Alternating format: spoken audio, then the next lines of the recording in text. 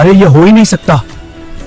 मैंने अपने हाथों से यहां से गुठली निकालकर फेंक दी थी, फिर ये दरख्त कैसे उग गया?